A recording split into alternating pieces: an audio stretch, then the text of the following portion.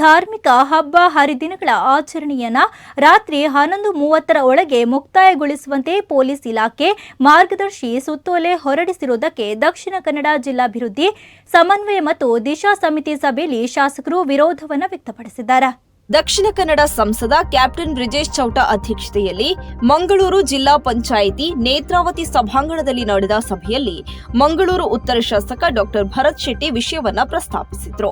Standard operating procedure ಅನ್ವಯ ಹಿಂದೂ ಹಬ್ಬ ಹರಿದಿನಗಳನ್ನ ನಿಗದಿತ ಅವಧಿಯೊಳಗೆ ಆಚರಿಸುವಂತೆ ಈಗಾಗಲೇ ಸುತ್ತೋಲೆ ಹೊರಡಿಸಿದೆ. ರಾತ್ರಿ 11:30 ಒಳಗೆ ಉತ್ಸವಗಳನ್ನು ಮುಕ್ತಾಯಗೊಳಿಸುವುದು ಅಸಾಧ್ಯದ ಮಾತು. ಕರಾವಳಿಯಲ್ಲಿ ಹಲವು ವರ್ಷಗಳಿಂದ ಪಾರಂಪರಿಕವಾಗಿ ಚೌತಿ, ನವರಾತ್ರಿ, ದೀಪಾವಳಿ ಉತ್ಸವಗಳು ನಡೆದುಕೊಂಡೇ ಬರುತ್ತಿವೆ. ಇಂತಹ ಉತ್ಸವಗಳು ರಾತ್ರಿಯೇ ನಡೆಯುವುದರಿಂದ ಸಮಯದ ಪರಿಮಿತಿ ನಿಗದಿಗೊಳಿಸುವಂತಿಲ್ಲ. ಮಾತ್ರವಲ್ಲ, ಈ ಉತ್ಸವಗಳಲ್ಲಿ ಇಲ್ಲಿಯವರೆಗೆ ಯಾವುದೇ ಸಮಸ್ಯೆ ಬಂದಿಲ್ಲ. ಹೀಗಿರುವಾಗ ವಿನಾಕಾರಣ ಹಿಂದೂ ಉತ್ಸವಗಳಿಗೆ ಸಮಯದ ಮಿತಿ ಹೇರುವ ಮೂಲಕ ಶಾಂತಿಗೆ ದಾರಿ ಮಾಡಿಕೊಡುವುದು ಸರಿಯಲ್ಲ ಎಂದು ಶಾಸಕ ವೇದವ್ಯಾಸ್ ಕಾಮತ್ ದನಿಗೂಡಿಸಿದ್ದಾರೆ. ಜಿಲ್ಲಾಧಿಕಾರಿ ದರ್ಶನ್ ಈ ಬಗ್ಗೆ ಪೊಲೀಸ್ ಇಲಾಖೆ ಜೊತೆ ಮಾತುಕತೆ ನಡೆಸುವುದಾಗಿ ಹೇಳಿದ್ದಾರೆ. ಕೇಂದ್ರ ಸರ್ಕಾರ ಮಂಜೂರುಗೊಳಿಸಿದ 100 ಎಲೆಕ್ಟ್ರಿಕಲ್ ಬಸ್ಗಳಿಗೆ ಮಂಗಳೂರು ನಗರ ಸರಹದ್ದಿನಲ್ಲೇ ಡಿಪೋಗೆ ಜಾಗ ನಿಗದಿಪಡಿಸುವಂತೆ ಶಾಸಕ ವೇದವ್ಯಾಸ್ ಕಾಮತ್ ಆಗ್ರಹಿಸಿದ್ದಾರೆ.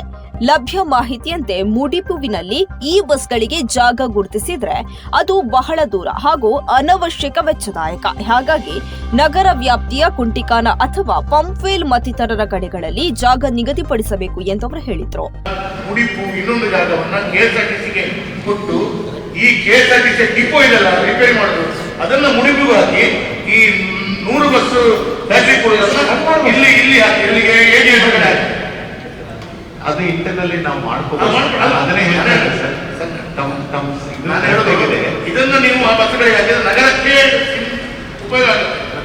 ಇಲ್ಲಾಂದ್ರೆ ಮುಡಿಪಿಗೆ ಹೋಗಿ ಉಪಯೋಗ ಆಗುತ್ತೆ. ಮಂಗಳೂರು ವಿಮಾನ ನಿಲ್ದಾಣದ ಆವರಣದ ಮಳೆ ನೀರು ಹರಿವಿನಿಂದ ಕಂದಾವರ ಅಧ್ಯಪಾಡಿಗಳಲ್ಲಿ ಪ್ರವಾಹ ಪರಿಸ್ಥಿತಿಗೆ ಕಾರಣವಾಗಿದೆ.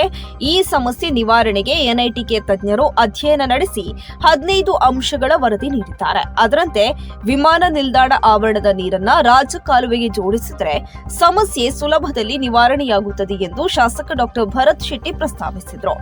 ವಿಮಾನ ನಿಲ್ದಾಣದ ಅಧಿಕಾರಿ ಮಾತನಾಡಿ, ಈ ಬಗ್ಗೆ ಅಧ್ಯಯನ ನಡೆಸಲಾಗಿದೆ ಎಂದರು. ಈ ಬಗ್ಗೆ ಶೀಘ್ರವೇ ಸಂಬಂಧಪಟ್ಟವರ ಸಭೆ ನಡೆಸಿ ಅಂತಿಮ ತೀರ್ಮಾನಕ್ಕೆ ಬರಲಾಗುವುದು ಎಂದರು.